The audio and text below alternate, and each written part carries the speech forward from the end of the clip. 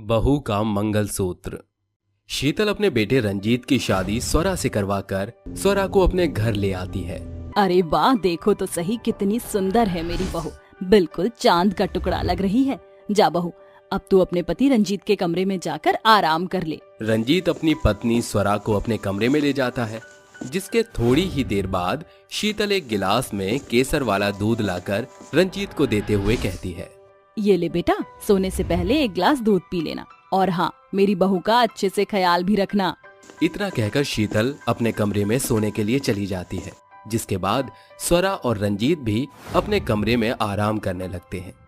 अगले दिन जैसे ही सवेरा होता है, स्वरा नींद से जागती है और रसोई में जाकर नाश्ता बनाना शुरू कर देती है। ओहो, ये शादी भी कैसी चीज है। शादी के बाद चूड़ियां भी पहनो, गले में हार भी पहनो, और फिर ये मंगलसूत्र। अरे कितना भारी मंगलसूत्र है, थोड़ी देर के लिए इसे उतार देती हूँ।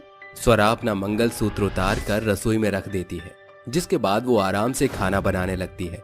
तभी अचानक से उसकी सास शीतल वहां पहुंच जाती है और अपनी बहू स्वरा को नाश्ता बनाते हुए देख उससे कहती है, अरे वाह बहू, तुम तो समय से ही उठकर नाश्ता बनाने में लग गई। बस यही चाहिए था मुझे अपनी बहू में। माँ जी, आप चिंता मत कीजिए, अब मैं आपको कभी परेशान नहीं होने दूंगी और घर की सभी जिम्मेदारियों को भी अच्छे से संभाल लूंगी। अच्छा ठीक है, चलो मैं नाश्ते की टेबल पर सभी को बुला लेती हूँ। जैसे ही शीतल रसोई से बाहर जाने वाली होती है, उसकी नजर स्वरा के उतारे हुए मंगलसूत्र पर पड़ जाती है। अरे बहू, ये क्या, तुमने अपना मंगलसूत्र अपने गले से उतार दिया? अरे माँ जी, गर्मी बहुत लग रही थी और मुझे इतना भारी मंगलसूत्र पहना नहीं जा रहा था, इसलिए मैंने इसे उतार कर रख दिया। देखो बहू, गर्मी के कारण मंगलसूत्र को उतारा है तो कोई बात नहीं, लेकिन मंगलसूत्र को कभी भी अपने सीने से अलग नहीं करना चाहिए, क्योंकि इसकी रूह हमारे पतियों से जुड़ी होती है। आप चिंता मत कीजिए माँ जी, मैं काम खत्म होते ही अपना मंगलसूत्र पहन लूंगी। स्वरा की ये बात सुनकर शीतल नाश्ते की टेबल पर अपने बेटे रंजीत और अपने पति उमेश को बुला लेती है। कुछ ही देर में स्वरा भी नाश्ता तैयार करके नाश्ते की टेबल पर लगा देती है। अरे वाह बहू, खाने में से खुशबू तो बहुत अच्छी आ रही है। चलो खाना शुरू करते हैं। सभी नाश्ता करना शुरू कर देते हैं। अरे वाह बहू, तुम्हारे हाथों में तो जादू है, बहुत अच्छा खाना बनाया है, और ये खीर तो और भी ज्यादा स्वादिष्ट है। सभी अच्छे से नाश्ता करके अपने अपने कामों पर निकल जाते हैं, जिसके बाद स्वरा घर का काम करना शुरू कर देती है।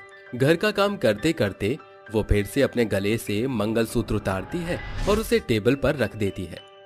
ऐसे ही वो दिन भर मंगलसूत्र को कभी उतारती तो कभी पहनती। ये सब देख शीतल स्वरा को समझाने के लिए उसके पास आती है। अरे बहू, मैंने तुम्हें सुबह भी समझाया था, अपने मंगलसूत्र को अपने गले से अलग मत करना। तुम जानती नहीं हो, एक औरत का मंगलसूत्र तभी उसके गले से उतरता है जब उसका सुहाग उजड़ जाता है। अरे माँ जी, आप भी कितने पुराने ख्यालों की बातें करती हो। भला इस जमाने में ऐसा कुछ होता है क्या? आप चिंता मत करो, मेरे पति रंजीत को कुछ नहीं होगा। मेरे प्यार में इतनी ताकत है कि मेरे पति को कुछ हो ही नहीं सकता। बहू, ऊपर वाले से बड़ा कोई नहीं है, तू उसकी करनी को बदल नहीं सकती, इसलिए हमें कर्म अच्छे करने चाहिए। अच्छा माँ जी, लो पहन लिया मंगलसूत्र, अब तो ठीक है। बहू, मैं तुम्हें फिर कह रही हूँ, इस मंगलसूत्र की अहमियत को समझो। स्वरा अपनी सास शीतल की बातें सुनने के बाद अपने कमरे में आराम करने के लिए चली जाती है, जिसके बाद शाम को जैसे ही स्वरा की नींद खुलती है, वो खुद से कहती है, अरे ये क्या, आज तो मैं काफी देर तक सोती रही। जल्दी से नहाकर शाम का खाना बनाने की तैयारी में लग जाती हूँ। स्वरा नहाने के लिए चली जाती है, जिसके बाद वो रसोई में जाकर रात का खाना बनाने लगती है। कुछ ही देर में रंजीत भी ऑफिस से आ जाता है और वो अपने कमरे में फ्रेश होने के लिए चला जाता है। जैसे ही रंजीत बाथरूम में जाता है, वहां नल के ऊपर स्वरा का मंगलसूत्र टंगा हुआ देखता है। अरे ये क्या, स्वरा अपना मंगलसूत्र यहीं भूल गई।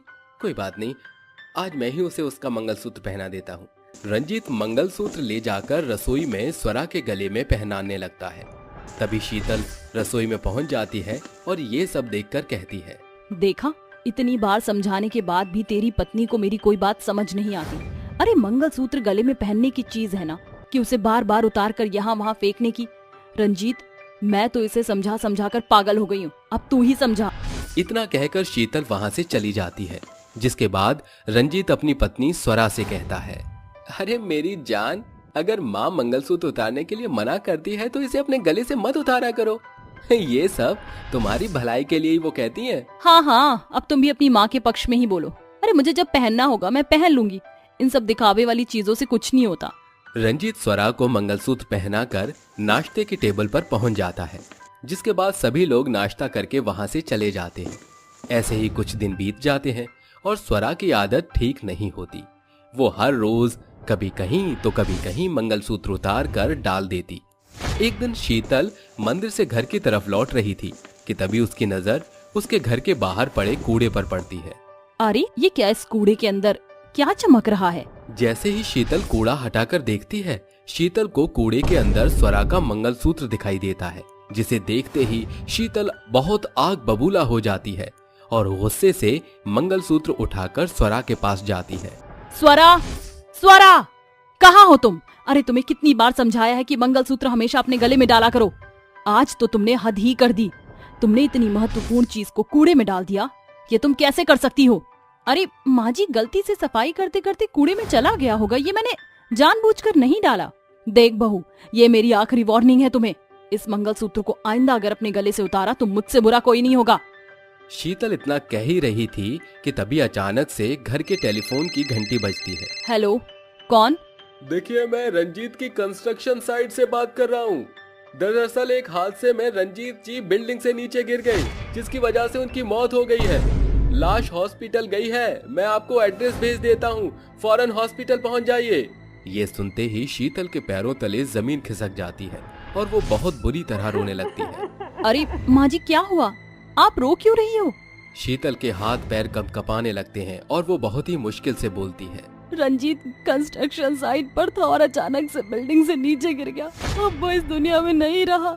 इतना सुनते ही स्वरा फूट फूट कर रोने लगती है, जिसके बाद वो दोनों हॉस्पिटल से रंजीत की लाश को घर ले आती हैं। चारों तरफ मातम का माहौल था और सभी की आंखों से आंसू टपक रहे होते हैं। वहीं दूसरी तरफ स्वरा पत्थर की मूर्त की तरह केवल रंजीत की लाश को निहारती रहती है। तभी शीतल उसके पास आती है। अरे अब क्या इस मंगलसूत्र को लेकर बैठी है? जा फेंक दे इसे। तुझे तो वैसे भी इसकी कद्र नहीं थी। देख लिया ना तूने मेरी बात ना मानने का नतीजा। आज तेरी ही वजह से मेरे बेटे की ये हालत है। अगर एक मंगलसूत्र में इतनी ही ताकत होती है तो मैं आज इस मंगलसूत्र की ताकत देखना चाहती हूँ। अगर आज इसे पहनने के बाद मेरा पति जिंदा खड़ा हुआ तो मैं मरते दम तक इसे अपने गले से कभी नहीं उतारूंगी। जैसे ही स्वरा मंगलसूत्र अपने गले में पहनती है, उसके पति की सांसें चलने लगती है और वो अपनी आंखें खोल देता है। ये सब देखकर स्वरा को अपनी गलती का बहुत पछतावा होता है और वो तुरंत अपने पति को गले से लगाकर कहती है, आज मुझे एक मंगलसूत्र की शक्ति और उसकी अहमियत पता चल गई। अब जब तक मेरे प्राण मेरे शरीर से अलग नहीं होंगे, मैं इस मंगलसूत्र को अपने गले से कभी नहीं उतारूंगी। उस दिन के बाद से स्वरा अपने मंगलसूत्र को अपने सीने से कभी नहीं अलग करती और हमेशा उसे अपने गले में पहन कर रखती है। सास बहू का अत्याचार। दिल्ली जैसे शहर में नीलम अपने पति विवेक और बहू प्रीता बेटे सावन के साथ रहती थी। लेकिन कुछ वक्त बाद सास बहू मिलकर अपने पतियों पर अत्याचार करती हैं। पर आखिर वो दोनों ऐसा क्यों करती हैं, जानने के लिए कहानी में आगे बढ़ते हैं। सुबह के समय दोनों सास बहू ताव से सोफे पर बैठी थी। तभी नीलम कहती है, अरे ओ सावन के पापा, शहनाई बजाऊं या ढोल नगाड़े बजाऊं? कब चाय लाकर दोगे? बहू और मैं इंतजार कर रहे हैं। हाँ माँ जी। अरे ओ सावन जी, मेरे प्याज के पकौड़े बने कि नहीं? अरे बहू, तू कैसे बैठी है? जरा आकर कर बैठ, वरना तो हमारी बात कैसे मानेंगे? जी माँ जी। अरे पापा जी, सावन जी कब आएंगे? अगले जन्म में नाश्ता लेकर आएंगे क्या? भूख से पेट में हाथी चूहे घोड़े कूद रहे हैं। दोनों बेचारे पति रसोई में नाश्ता बना रहे थे। बेटा, तेरी माँ का डंका बज गया है। मुझे बहुत डर लग रहा है। जल्दी कर, वरना नाश्ते की जगह मुझे खा जाएगी। पापा, आपको तो बस माँ से डर लग रहा है। मुझे माँ के साथ प्रीता से भी डर लग रहा है। अगर उसके पकौड़े अच्छे नहीं बने तो मेरे पकौड़े बना देगी मार मार के। बेटा ठीक है, जल्दी कर, मैंने चाय कर ली है। चल, उन्हें देने चलते हैं। दोनों बुरी हालत में नाश्ता लेकर पहुंच जाते हैं। ये लो, दोनों खा लो। ये लो माँ, चाय। प्रीता, तुम्हारी अदरक की चाय और पकौड़े। बड़ी जल्दी आ गए आप दोनों। मुझे तो लगा था कहीं बाहर से मुझे नाश्ता ऑर्डर ना करना पड़ जाए। डोंट वरी माँ जी, आप बेचारे दोनों की हालत तो देखिए, कैसे पसीने से तर हो गए खाना बनाकर। ठीक है, अब तुम दोनों खा लो, हमें ऑफिस के लिए लेट हो रहा है। बहू, रोक इन्हें। अपनी सास के इशारेबाजी से प्रीता चाय का कप अपने हाथ से गिरा देती है और कहती है, आह, उई माँ, सावन जी, मेरे हाथ से चाय गिर गई। ओफो, अब ये सब कैसे होगा? मैं सफाई नहीं कर सकती। ओहो, ये भी साफ करना पड़ेगा अब मुझे। अच्छा, ठीक है, मैं करता हूँ। अब तुम्हारे लिए दोबारा चाय भी बनाकर लाऊंगा। ये कहते ही सावन दोबारा चाय बनाकर टूटा कप उठाता है। वहीं नीलम अपने पति को खाली देखकर कहती है, अरे मेरे पाँव ही दबा दो जब तक। हे भगवान, हम दोनों बेचारे पतियों को इन राक्षस पत्नियों से छुटकारा दिलाओ। अरे हमारी हालत पतली हो चुकी है। कुछ कहा क्या आपने? अरे नहीं, मैं क्या कह सकता हूँ। इस तरह दोनों अपने ऑफिस आ जाते हैं। बैठे बैठे उनका शरीर अकड़ता है। तभी सावन कहता है, पापा दर्द हो रहा है ना? अरे क्या बताऊं बेटा, सुबह झाड़ू पोछा लगाकर तेरी माँ का खाना तैयार करना, फिर उसके पैर दबाना। अरे इस उम्र में मेरे शरीर दर्द नहीं करेगा तो क्या करेगा? पता नहीं पापा, कब तक माँ और प्रीता हमारे साथ ये अत्याचार करेंगी। जहाँ दोनों पति परेशान थे, वहाँ सास बहू आराम से पैर फैलाए एक दूसरे से हंसकर कहती हैं, देखा माँ जी आपने, सावन जी से मैंने कैसे सफाई करवाई। अरे बहू किसको कॉल लगा रही है? कुछ नहीं माँ जी, उनसे पूछ रही थी वो ऑफिस पहुँचे या नहीं। अच्छा और बेटा, तूने अपने पापा जी की शक्ल देखी जब मैंने उनसे पैर दबाया? अभी तो इनके पैसे उड़ाना बाकी है। वो दिन याद तो है ना बहू? सावन, आज तो काम करके मैं थक गया हूँ। चल आजा, दो पैग लगाए। हाँ पापा। ये कहने के बाद दोनों ड्रिंक करके नशे में धुत हो जाते हैं। तभी दोनों की बीवियां कहती हैं, अजी आपने क्या किया? इतना पीना जरूरी था क्या? हाँ सावन, ये क्या है? आप तो ठीक से खड़े भी नहीं हो पा रही हैं। अरे तो चुप हो जा प्रीता की बच्ची, बीच में न बोल। अब तुम हमें क्या सिखाओगी, क्या करना चाहिए क्या नहीं है? सही बोला बेटा। और तुम नीलम, ज्यादा बनो मत। मेरा और जितना मन करेगा उतना पीऊंगा। हटो यहाँ से।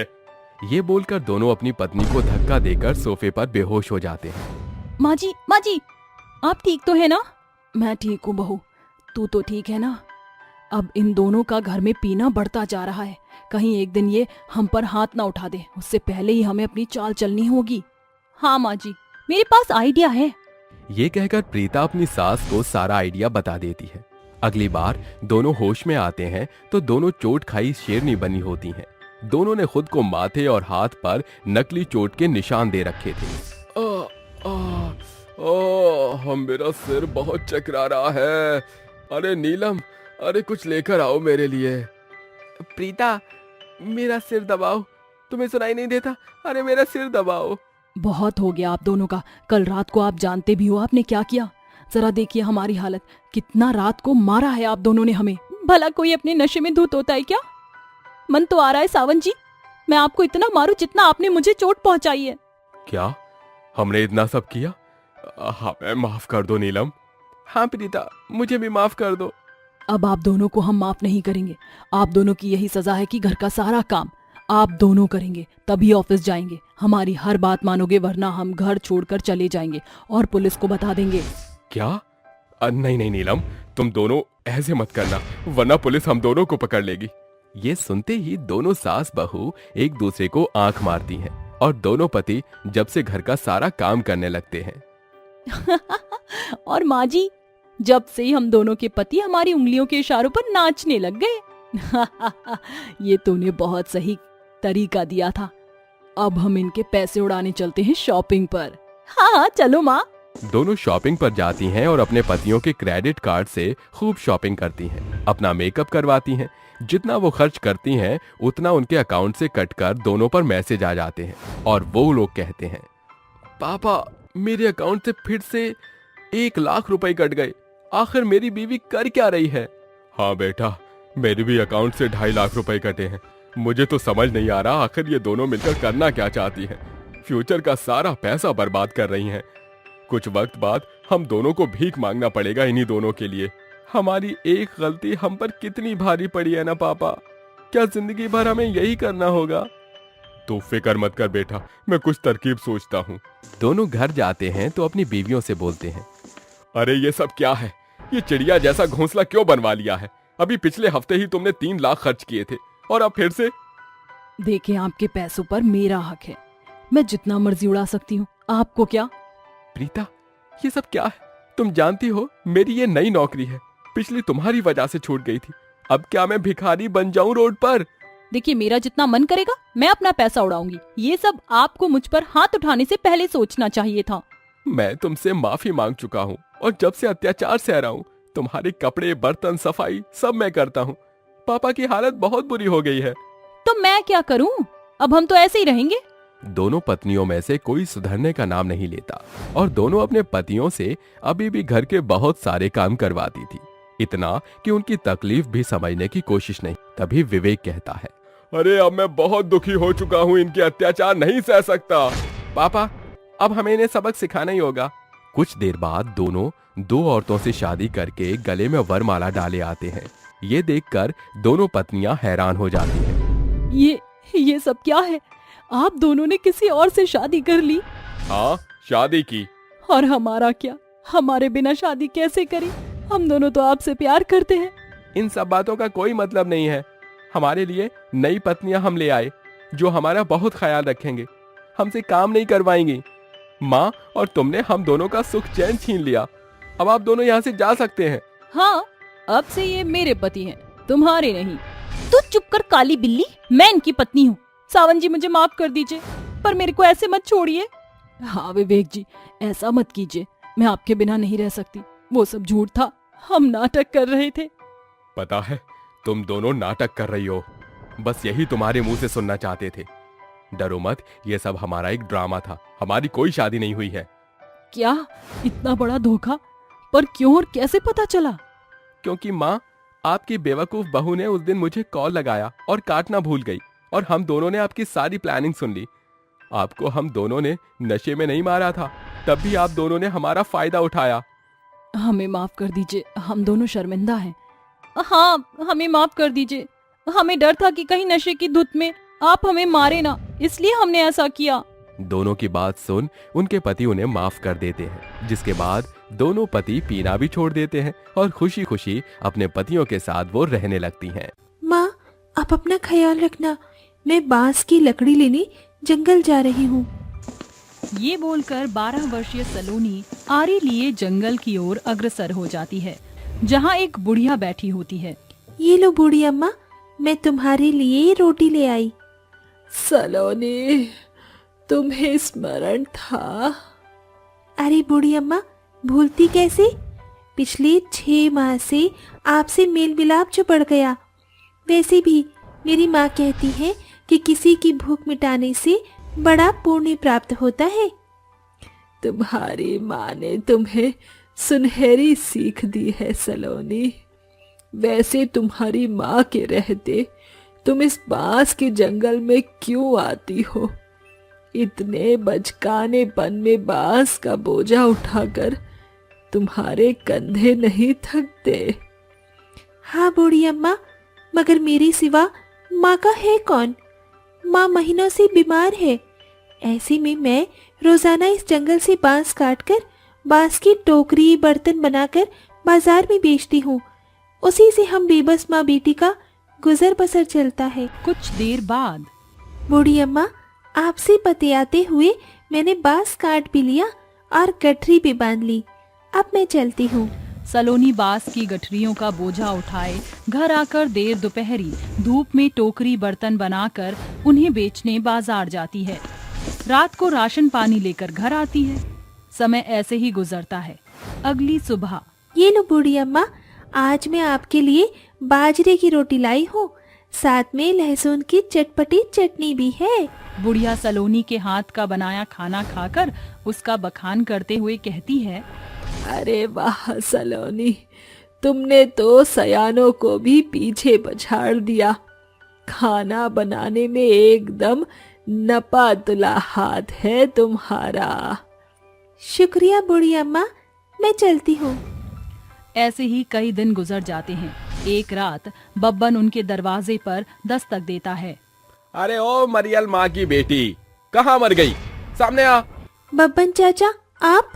अरे छोकरिया, जाकर अपनी अम्मा को बुला, मैं बच्ची से बात नहीं करता। ममता बिस्तर से उठकर बाहर आती है। अरे आज मैं तेरी मरियल हाव भाव पर तरस नहीं खाने वाला। पिछले 6 महीने से माँ बेटी मुफ्त में मेरे घर में रह रही हो भाड़ा क्या तुम्हारा बाप भरेगा? काका, मैं चुकाऊंगी आपका भाड़ा। नादान चुकरिया, तू चुकाएगी भाड़ा। बीते भर की है नहीं, आई बड़ी। मैं तुम दोनों माँ बेटी को अब और बर्दाश्त नहीं करूंगा। अपना झोला झमेला उठाओ और चलती बनो यहाँ से। मगर इतनी देर रात हम कहाँ जाएंगी? अरे कहीं भी डावाडोल हो, बब्बन को बख्श दो। ये बोलकर बब्बन उस माँ बेटी को घर से निकाल बाहर कर देता है। दोनों बांस के जंगल की ओर बढ़ने लगती हैं। तभी मौसम का रुख बदलता है। हे ईश्वर, इस दुनिया की भी अपनी गति अभी पकड़नी थी। बिटिया, जल्दी से पाँव बढ़ा, बरसात होने के आसार हैं। दोनों माँ बेटी बांस के जंगल की ओर बढ़ने लगती हैं। तभी रास्ते के बीचों बीच सलोनी को वही बुढ़िया मिलती है जो सलोनी को टोकते हुए बोलती है, अरे सलोनी, इतनी देर रात तुम इस बांस के जंगल में? बूढ़ी अम्मा, हम दोनों माँ बेटी बेघर हो गए हैं। इस बांस के जंगल के सिवा दूजा कोई आसरा नहीं बचा। किसी बड़े बांस के पेड़ के नीचे रात काट लेंगी। उसकी जरूरत नहीं है सलोनी, आओ मेरे साथ। दोनों माँ बेटी बुढ़िया के साथ बांस जंगल के पेड़ों के पथ को पार करके एक चौरस स्थान पर आती हैं। बूढ़ी अम्मा, ये तुम हमें बांस जंगल के बीचों बीच क्यों लाई हो? सलोनी, मैं यहाँ तुम्हारे लिए एक सुनहरा बांस घर बनाने वाली हूँ। अम्मा, हम कुछ समझे नहीं। बुढ़िया अपनी आंखें बंद करके अपने हाथों से एक ही पलछिन में एक सुंदर से सांचे का बांस घर बनाकर बोलती है, सलोनी, ममता, ये कोई साधारण बांस घर नहीं, बल्कि एक सुनहरा सोने का जादुई बांस घर है। मगर ये बांस घर तो बाकी घरों के जैसे ही साधारण है। सलोनी, जैसे ही तुम उस बांस घर से कुछ मांगोगी, ये तुम्हारे स्वर शब्द सुनकर जादुई सोने के बांस घर में बदल जाएगा। भूख के मारे मेरे पेट में कबड्डी मची हुई है। ए जादुई सोने के बांस घर, मुझे इसी समय खाने को भोजन दो। सलोनी के स्वर शब्द खत्म होते ही साधारण बांस घर सोने के सुहाने जादुई बांस घर में बदलकर अपने भीतर से 56 भोग की बौछार कर देता। ये तो सचमुच में सुनहरे बांस घर के सांचे में बदल गया। बूढ़ी अम्मा, आपने ये कैसे किया? जरूर आप कोई जादूगरनी है ना? सलोनी, समय आने पर मैं तुम्हारे सारे सवालों के जवाब दूंगी। अब मुझे जाना होगा। स्मरण रहे, इस जादुई सोने के बांस घर से कभी अपना स्वार्थ मत साधना। इस सुनहरे बांस घर का सदुपयोग करना। ये बोलकर बुढ़िया वहाँ से चल देती है। दोनों माँ बेटी सुकून से उस सुनहरे बांस घर में सो जाती हैं। अगली सुबह, माँ, मैं बांस की कटाई करने जंगल के अगले छोर में जा रही हूँ। सलोनी, जब हमारे पास जादुई सोने का बांस घर है तो तुम्हें मेहनत मजदूरी करने की क्या जरूरत है? माँ, ये बांस घर मेरे लिए सिर्फ बसेरा है।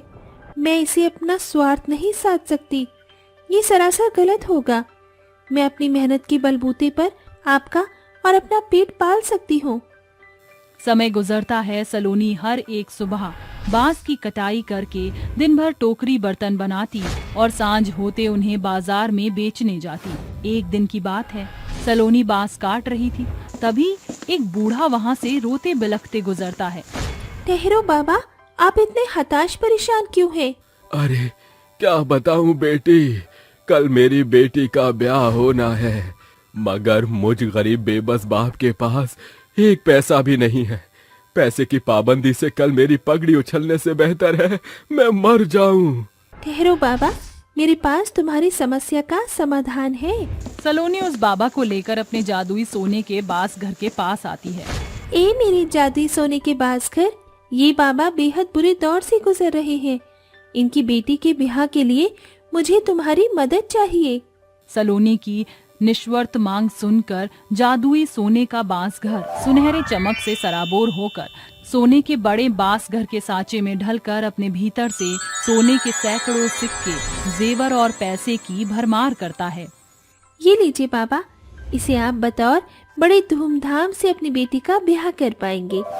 एकाएक तेजोमय प्रकाशमान के साथ बूढ़े बाबा बतौर उस बुढ़िया में बदल जाते हैं। अरे बूढ़ी अम्मा, तुम? हाँ सलोनी, मैं तुम्हें परख रही थी कि तुमने मेरे बोल को अपने हृदय की पट्टियों पर लिख लिया है या नहीं। जादुई सोने के बाज घर के होने के बावजूद तुमने उससे अपना स्वार्थ नहीं साधा, खरी उतरी हो। अब मैं तुम्हें अपना पुख्ता परिचय जाहिर करती हूँ। ये बोलकर बुढ़िया एक जादुई परी में बदल जाती है। सर पर सुनहरा ताज, हाथों में जादुई छड़ी, ये पहरावा तो परी का होता है। तुमने सही पहचाना, मैं एक जादुई परी रानी हूँ जो एक तपस्वी के श्राप से इस बांस जंगल में बंधक बन गई थी। जानना नहीं चाहोगी कैसे? हाँ तो सुनो। परी, आज तुम पूरे 18 बरस की हो चुकी हो। यही समय है जब परी की बेटी को परिलोक की परिरानी का पद प्राप्त होता है। आज से तुम परियों की रानी, मगर तुम्हें अपनी शक्तियों के साथ संसार का भ्रमण करना होगा। परी अपने लोक को पार करके संसार में आती है। अरे ये बांस वृक्ष का जंगल तो बड़ा रोचक है, क्यों ना मैं यहाँ अपनी शक्तियाँ साधूं? परी अपनी जादुई छड़ी से बांस जंगल में कभी पथराव करती तो कभी मेह की फुहार बरसाती और अंत में आग से जंगल को जला दिया। तभी एक तपस्वी उसके सामने आ खड़ा होता है। घोर अनर्थ, तुम्हारे साथ उल्टा ने मेरी सदियों की तपस्या को भंग कर दिया। बाबा, मुझे नहीं स्मरण था कि आप यहाँ साधना में लिप्त हैं। मैं अभी इस अग्नि को बुझा देती हूँ। अगले ही पल परी उस आग को बुझा देती है। इसका अभी कोई तात्पर्य नहीं है। मैं तुम्हें श्राप देता हूँ परी कि जिस शक्ति से तुमने मेरी सालों की तपस्या को भंग किया, तुम इसी पल छिन एक बुढ़िया बनकर इस बांस जंगल में बंधक बन जाओगी, और जब तक कोई नेक दिल यहाँ नहीं आएगा तुम यहीं रहोगी। और मैं बतौर बुढ़िया बनकर इस बांस जंगल में बंधक बनकर रहने लगी, मगर तुम वो नेक दिल निकली और तुम्हारे हाथों का आहार मेरा हथियार बन गया। मेरी शक्तियाँ लौटने लगी और आज मैं इस बांस जंगल से रिहा हो रही हूँ। सिर्फ तुम्हारी बदौलत आज से इस बांस जंगल की जिम्मेदारी मैं तुम दोनों माँ बेटी पर छोड़ती हूँ। ये बोलकर परी गायब हो जाती है और दोनों माँ बेटी उस जादुई सोने के बास घर में बसेरा बनाकर भावी भविष्य में बेबस बेसहारा लोगों की मदद किया करती। गरीब मोची का जादुई जूता। जबरू नाम का एक गरीब मोची अपनी बहन के संग धवलपुर गांव में रहता था। वो लोगों के जूते चप्पल सिलकर 2 वक्त की दाल रोटी जुटा पाता था। आज सवेरे जब वो अपना झोला उठाई जा रहा था, तब कमला से उसकी टक्कर हो जाती है। अरे माफ करना। राम राम राम, सवेरे सवेरे इस मोची की सूरत देख ली, सारे दिन का सत्यानाश हो गया। अब गंगा जल से नहाना पड़ेगा। आप तो ऐसे कह रही हैं जैसे मैं कोई अछूत हूँ। मुझ मोची के सीने में भी दिल है, जाने क्यों आप सब मुझे बुरा भला कहते हैं। लोगों के चप्पल जूते सिलने वाला 2 कौड़ी के मोची मुझसे बकैती करता है। दफा हो मेरी नजरों से। गरीब मोची गांव वालों की दुत्कार आए दिन सुनता, अमीरों के जूते चप्पल सिलता और दिन भर में जो मेहनताना मिलता उससे उसका घर का गुजारा चलता था। भोर से शाम होने को आ गई, आज तो बोनी भी नहीं हुई। अगर कमाऊंगा नहीं तो खाऊंगा क्या। काफी देर राह देखने के बाद भी जब कोई नहीं आता तो देर शाम वो निराश मन से घर लौट आता है। गांव में लोग टोली में बैठे हंस बोल रहे थे। तभी मोची को आता देख वो बोलते हैं, नाश मिटे इस मोची का। क्यों रे, 2 कौड़ी के मोची है, आंखें हैं कि बटन, देखते हुए मुंह उठाई चला आ रहा है। मैं भी इनके ही जैसा इंसान हूँ, फिर भी जाने क्यों ये मुझे देख नाक सिकोड़ते हैं। क्या मेरा मोची होना अभिशाप है? जात से मोची होने के चलते गांव वाले उसे दूरियां बनाकर रखते थे। मोची को खाली हाथ घर आता देख रमिया कहती है, भैया तुम खाली हाथ?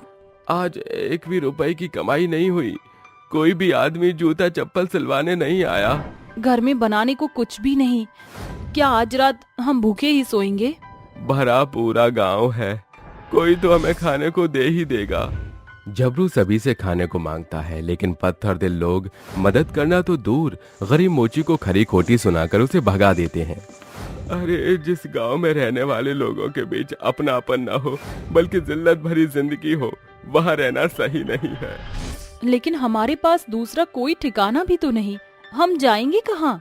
जहां ईश्वर ले जाए। वो भूखे प्यासे ही गांव को अलविदा बोलकर निकल पड़ते हैं। चलते हुए वो कोसों दूर पहुंचते हैं, जहां उनके पांव एक खूबसूरत जंगल के पास रुकते हैं। अरे अब हम इस जंगल में अपना आशियाना बनाएंगे। और जिस दिन हमारे पास खाने को ना हुआ तो हम पेड़ से फल तोड़कर अपना पेट भी भर सकेंगे। मोची पेड़ों से लकड़ियां काटकर एक सुंदर झोपड़ी तैयार कर लेता है। यहाँ कितना सुकून है। वो फल तोड़कर अपनी भूख मिटाते हैं। अगली भोर मोची थैला उठाए बाजार में जाकर चप्पल सिलता है और चंद सिक्कों से घर का राशन लाता था। वो थोड़े में भी खुश था, पर अब बाजार में और भी मोची के आने से उसका धंधा ठप पड़ जाता है। ऐसे में भीषण गर्मी पड़ती है, जिससे जंगल के फल फूल के पेड़ भी सूख जाते हैं। अरे अब मैं अपना और रमिया का पेट कैसे भरूंगा? क्यों ईश्वर ने सारे दुख मुझ मोची के भाग्य में ही लिख दिए हैं? वो कुछ दूर आता है कि अचानक उसको जंगल के बीचों बीच एक ऋषि बेहोश दिखाई पड़ते हैं। अरे यह तो कोई तपस्वी लगते हैं, मुझे इनकी मदद करनी होगी। मोची ऋषि के मुंह पर पानी डालकर उन्हें पेड़ की छाई में ले आता है। तभी उसकी नजर ऋषि के पैरों पर पड़े छालों पर पड़ जाती है, जिसमें से बेतहाशा खून बह रहा था। धरती की तपिश से इनके पांव में छाले पड़ गए हैं। मैं तो मामूली मोची हूँ और ये ब्राह्मण, इसलिए इन्हें अपना चप्पल नहीं पहना सकता। मोची पेड़ की छाल छीलकर लकड़ी की चप्पल बनाकर ऋषि को पहनाता है। तभी ऋषि को होश आता है। क्या तुमने मेरी जान बचाई? जी हाँ। ये मेरे पैरों में किसके चरण पादुका है? वो नंगे पांव चलने से आपके पैरों में छाले पड़ गए थे, इसलिए मैंने ये आपके लिए बनाया। अगले ही पल तेज रोशनी की चमक के साथ ऋषि जमीन से अदृश्य होकर एक देवता का विशाल रूप धरकर कहते हैं, तुम्हारी सेवा से मैं प्रसन्न हुआ। घबराओ नहीं, मैं इस वन का देवता हूँ। वनदेव, मैं एक गरीब मोची हूँ, कोई भी मुझसे बात करना तो दूर, देखना भी पसंद नहीं करता। वन देवता मोची को जादुई जूता देकर कहते हैं, ये एक जादुई सोने का जूता है। जब भी तुम्हारे पास कमी हो, तुम इसे मदद के लिए पुकारना। तब ये जादुई सोने के जूते में बदलकर तुम्हें सोने के सिक्के देगा। ये कहकर देवता गायब हो जाता है और मोची खुश होकर जादुई जूता लिए घर पहुंचता है। घर में खाने को कुछ भी नहीं, फिर भी तुम्हारे चेहरे पर मुस्कान है। क्योंकि अब हमारे दिन सुधरने वाले हैं। जादुई जूता, मुझे ढेर सारे सोने के सिक्के दे। जादुई जूता हवा में उछलकर बड़े आकार का होकर सोने के चमचमाते सिक्के बरसाने लगता है, जिसे देख हैरानी से रमिया का मुंह खुला, आंखें फटी रह जाती हैं। अरे ये जादुई सुनहरा जूता तो हीरे की खान जैसा है, या यूं कहें कि ये खजाना है। जादुई जूते से मिले सोने के सिक्कों को बटोरकर गरीब मोची उन्हें बेचकर घर का राशन पानी ले आता है, जिससे रमिया खाना पकाती है। अरे आज कितने अरसे बाद हमको ये स्वादिष्ट खाना मिला है। ये सब कुछ सिर्फ इस जादुई जूते की वजह से मुमकिन हुआ है। जादुई जूता हर दिन उन्हें सोने के सिक्के दिया करता था, जिसे वो जमा कर रहे थे। भैया, इस जादुई जूते से हमारा जीवन पटरी पर आने लगा है। बात तो तुमने 100% की है रमिया। हमारी खुशहाली इस जादुई जूते की देन है। मोची जमा किए सोने के सिक्कों को बेच आता है, जिससे उसे खूब सारे नोट मिलते हैं। वो एक आलीशान घर की नींव डालता है और दोनों राजाओं सा जीवन जीने लगते हैं। घर पर रहकर मैं ऊब चुका हूँ, मैं दोबारा से कामकाज करना चाहता हूँ। लेकिन अब हमें किस भली चीज की कमी घटी है जो तुम्हें चाकरी करनी पड़े भैया? भले ही आज हमारे दिन पलट गए, पर मैं हूँ तो एक मोची। क्यों ना मैं चप्पल जूतों की एक बड़ी सी दुकान खोल दूं, जिसके लिए मुझे कुछ पैसों की जरूरत पड़ेगी। झबरू जादुई जूते को निकाल कर उससे कहता है, जादुई जूते, जल्दी से मुझे ढेर सारे सोने के सिक्के दे दो। साधारण जूता हवा में उछलकर तेज रोशनी प्रकाशित करते हुए जादुई सुनहरे जूते में बदलकर झबरू को खूब सारा सोने का सिक्का देता है। तुम्हारा बहुत बहुत शुक्रिया जादुई जूते, मैं तुम्हारा बहुत एहसानमंद हूँ। जादुई जूते की मदद से झबरू फुटवेयर की एक फैक्ट्री और दुकान खोलता है। किस्मत उसका खूब साथ देती है। वो काफी तरक्की हासिल कर लेता है, जिसकी खुशी में वो भिखारियों को खाना खिलाता है कि एक भिखारी उसके पास आता है। मालिक, इस भिखारी को भी कुछ खाने को दे दो। भिखारी की सूरत देख झबरू की आंखों से आंसू छलक पड़ते हैं। अरे सोहन काका, आप इस हालत में? अरे तूने गांव क्या छोड़ा, धवलपुर वासी पर दुखों का पहाड़ टूट पड़ा, सब भूखों मर रहे हैं। अरे चुप हो जाइए, चलिए मेरे साथ। झबरू बूढ़े सोहन के संग घर आकर जादुई जूते से कहता है, ए जादुई जूते, मुझे आज बहुत सारा सोना दे। जादुई जूता झमाझम सोने के सैकड़ों सिक्के बरसाता है। अरे दादा, ये क्या जादुई जापानी जूता जो सोना बरसा रहा है? काका, ये सारे सोने के सिक्के आप रखिए, इनसे गांव की बदहाली खत्म हो जाएगी। हमने तुम्हारे मोची होने के लिए तुम्हें सालों बुरा भला कहा, पर तुमने आज भी हमारा साथ दिया। आज के जमाने में तुम जैसा इंसान लाखों में एक होता है। सोहन के जाते ही झबरू की बहन रमिया मुंह बनाकर कहती है, इन सभी खड़ूस गांव वालों ने हमारे साथ इतना गलत रवैया किया, फिर भी आपने इनकी मदद की। अरे रमिया, ये धन हमारे साथ नहीं जाएगा, हमारे अच्छे कर्म ही संग जाएंगे।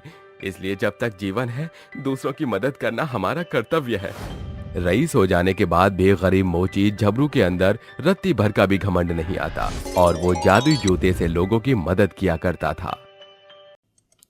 बेशर्म बहू।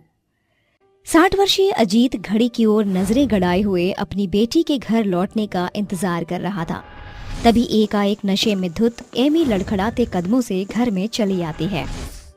एमी को नशे में धुत देख अजीत उखड़े हुए स्वर से कहता है, अरे आज फिर इस लड़की ने इतनी बेहिसाब पी ली है, किसे चलने का भी होशो हवास तक नहीं। Dad, take a chill pill, dad. Amy के बुरे शहरी शौक से परेशान अजीत की आंखों की नींद गायब हो चुकी थी। अगली सुबह, गुड मॉर्निंग डैड। फटाफट से अपना सामान पैक कर लो, आज हम बुलंदशहर गांव जा रहे हैं। But why? ऐसे अचानक क्यों? क्योंकि अगले एक सप्ताह में तुम्हारी शादी है। Are you gone mad dad? बिना मेरी मर्जी के मेरी शादी तय करने की आपने सोची भी कैसे? तुम्हें छूट देने का नतीजा मैं पहले ही बहुत भुगत चुका हूँ।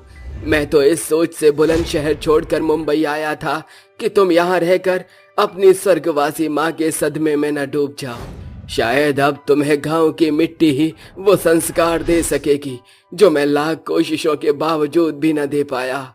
बाप बेटी के बीच बड़ी बहस होती है। अंत में थक हार कर एमी को अपने पिता अजीत के साथ बुलंदशहर आना पड़ता है, जहां अजीत उसकी शादी सरस्वती के बेटे अमन से कर देता है और विदाई के वक्त हाथ जोड़कर उसकी सास सरस्वती से कहता है, समधन जी, मेरी बेटी बचपन से सयानी होने तक शहर में रही है, इसलिए इसे गांव में घुलने मिलने में समय लगेगा। इस बीच अगर इससे कोई भूल हो जाए तो बेटी समझकर भुला दीजिएगा। अरे फिक्र मत कीजिए समधी जी, अब एमी मेरी जिम्मेदारी है।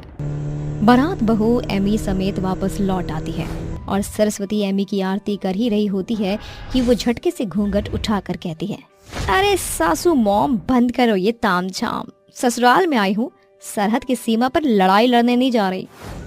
एमी बिना किसी रस्म को पूरा किए सोफे पर जाकर पसर जाती है। ये देखकर सरस्वती की पड़ोसन निर्जला कहती है, अरे सरस्वती, तेरी ये शहरी बहू तो बड़ी ही बेशर्म निकली। ससुराल के मान सम्मान की जरा भी परवाह नहीं इस विलायती बहुरिया को। ये सुनकर एमी का गुस्सा 7वें आसमान पर पहुंच जाता है और वो गुस्से से भौहें ऊंची करके कहती है, ए यू ओल्ड लेडी, मुझे बेशर्म कहती है? अरे बढ़ते बुढ़ापे में खुद बूढ़ी घोड़ी लाल लगाम लगाए बैठी है। अरे देख लो बहनों, सरस्वती की बहू इतनी बेशर्म के साथ मुंहफट भी निकली। अरे बहू, ये क्या बेहूदगी थी? शहर में रहने के बावजूद भी तुझे बात करने का जरा भी सलीका नहीं कि अपने से बड़ों से कैसे बात किया जाता है। सासू मॉम, मुझे अबला बहू समझने की भूल मत करना, क्योंकि मैं सचमुच में बड़ी बेशर्म बहू हूँ। ऐसा कहकर एमी सोने चली जाती है। अगली सुबह वो शॉर्ट नाइट गाउन पहनकर मुंडेर पर चढ़ जाती है। तभी गांव में रहने वाला बिगड़ैल लड़का पिंटू पांडे उसे देखकर गुनगुनाते हुए कहता है, अरे दादा, का भला है बे? ये बुलंदशहर गांव में ऐसा आइटम बॉम्ब कहाँ से आ गया? एक के बाद एक करके गांव के सभी लड़के सरस्वती के घर के आगे डेरा जमाकर खड़े हो जाते हैं। ये देख सरस्वती कहती है, आखिर ये सारे छिछोरे कर क्या रहे हैं? सरस्वती जैसे ही ऊपर देखती है तो अपनी बहू को देखकर स्तब्ध रह जाती है। गुड मॉर्निंग बुलंदशहर के बॉयज, मुझसे मिलो, मैं हूँ तुम सबकी भाभी, मगर प्यार से तुम मुझे एमी कह सकते हो। अरे मुस्टंडो, बेशर्म, यूं घूर घूर कर क्या ताक रहे हो? मेरी बहू को है, चलो भागो यहाँ से। उनके जाते ही सरस्वती अपनी बहू को नीचे बुलाती है और एमी सोफे पर पसरी कहती है, हाय गर्मी, अरे कोई एसी चलाओ रे। सासू मॉम, जरा एसी ऑन कर दो, बड़ी गर्मी लग रही है। तू तो ऐसे बर्ताव कर रही है जैसे कुछ नहीं हुआ। क्यों माँ जी, कुछ हुआ है? बेशर्मी की भी हद होती है। बहू, ये मत भूल कि तू इस घर की इज्जत है। अरे ये तेरी सपनों की नगरी बम्बई शहर नहीं, बुलंदशहर गांव है। ऐसे आधे अधूरे कपड़े पहनकर मुंडेर पर चढ़ने की क्या जरूरत थी? सासू माँ, आप फिर शुरू हो गई। अब मैं इतनी सुंदर हूँ तो क्या करूँ? बहू, अपना ये शहरी स्वर छोड़कर जरा सा शर्म हया रख ले। तेरी इस सास और ससुराल दोनों का सम्मान तेरे हाथ में है। सरस्वती के लाख समझाने के बावजूद भी एमी पर कोई असर नहीं होता। जहाँ एक और एमी अमन से खींची खींची रहती थी, वहीं वो अब पिंटू पांडे के प्यार में पड़ने लगी थी। वो हर एक रात चोरी छिपे उससे मिलने जाया करती। अरे कब से राह देख रहा था तुम्हारा, कहाँ रह गई थी? तुम्हें पता तो है पिंटू, मेरी सास 12 बजे से पहले सोती नहीं। मैं अब और ही स्वांग नहीं रच सकती हूँ। क्यों ना हम दोनों यहाँ से दूर चलें? और तुम्हारे पति का क्या? अरे मुझे वो उजड़ा चमन जरा भी पसंद नहीं। मैं सारी उम्र तुम्हारे साथ रहना चाहती हूँ। ये सुनकर पिंटू अपने शातिर दिमाग में सोचकर सयाने की भांति बोलता है, ये सबसे सुनहरा मौका है अपनी बात रखने का। एमी, सिर्फ प्यार से पेट नहीं भरता, जिंदगी जीने के लिए पैसे की जरूरत पड़ती है। मैं भी 7 जन्मों तक तुम्हारा साथ चाहता हूँ, मगर अभी मेरे हाथ खाली हैं। बिना पैसों के हम कहाँ जाएंगे, क्या खाएंगे, कैसे रहेंगे, बताओ? बस इतनी सी बात, थोड़ा सब्र करो, बहुत जल्दी मैं सारा बंदोबस्त कर लूंगी। एक रोज सरस्वती एमी को पिंटू का हाथ पकड़कर बाजार में घूमता देख लेती है और घर आकर सरस्वती उसे जोरदार तमाचा जड़ती है। गुस्से में आकर एमी कहती है, हे यू ओल्ड लेडी, मुझ पर हाथ उठाने की तेरी हिम्मत कैसे हुई? अरे तू सचमुच में बेशर्म है। ब्याह के पहले दिन से मैंने तुझे बहू नहीं बल्कि बेटी बनाकर रखा, इसीलिए शायद तूने ससुराल का शासन जाना ही नहीं। अरे जानती भी है पति के रहते गैर मर्द के साथ घूमने वाली औरत को क्या नाम दिया जाता है? जानती भी है जिस पिंटू पांडे के प्रेम प्रसंग में तू पड़ी है वो इस गांव का गुंडा है। वो एक बिगड़ैल बेभाग इंसान है। अभी समय है, संभल जा। उस रात उनके सोने के बाद एमी तमाम रुपया पैसा और जेवरात लेकर भाग जाती है। पिंटू देखो, मैं तुम्हारे लिए सब कुछ छोड़कर चली आई। अरे बंद करिए बकैती और चुपचाप से सब कुछ मेरे हवाले कर दे। अरे ऐसे घूर क्या रही है? एड़े की एक्टिंग करके पेड़े खाना पिंटू की पुरानी आदत है, समझी? पिंटू एमी के साथ छीना छानी पर उतारू हो जाता है और कहता है, देख प्यारी, चुपचाप से ये पोटली पिंटू को दे दे। खाली पीली मुझे जोर जबरदस्ती पर मजबूर मत कर। पिंटू जैसे ही एमी के पास आता है, एन मौके पर सरस्वती वहां आकर उसे धकेलते हुए कहती है, नीच बदमाश, दूर हट मेरी बहू से। बुढ़िया, तू क्यों अपनी इस बेशरम बहू को बचाने की खातिर अपनी जान गंवाना चाह रही है? एकाएक दोनों के बीच हाथापाई होने लगती है। इस बीच पिंटू एमी पर बंदूक तान देता है, मगर बदकिस्मती से गोली सरस्वती को लग जाती है। पिंटू वहां से भाग चलता है और एमी अपनी सास को लेकर अस्पताल आकर आंसू बहाने लगती है। सारी गलती सरासर मेरी है। आज मेरी बेवकूफी के कारण सासू माँ की सास पर बनाई। क्या आप ही एमी हैं? आपकी सास आपको अंदर बुला रही हैं। वो अब सुरक्षित हैं। एमी दौड़ते भागते हुए भीतर आकर कहती है, माँ जी मुझे माफ कर दीजिए, मैं सचमुच में एक बेहुदा बहू हूँ। मैंने किसी भी रिश्ते की कदर नहीं की। बहू, सवेरे का भटका अगर सांझ को घर लौट आए तो उसको भूला नहीं कहते। तुझे तेरी गलतियों का पछतावा है, इतना ही बहुत है। गांव लौटकर एमी सभी से अपने बुरे बर्ताव के लिए माफी मांगती है और खुद को अपनी सास के अनुसार कहे सांचे में ढाल लेती है। साथ ही खुद को अपने पति के प्रति समर्पित करती है। एमी के बड़े बदलाव से कल तक जो पूरा बुलंद शहर एमी को बेशर्म कहकर कहता था, आज वही लोग उसकी तारीफों का बखान करते नहीं थकते।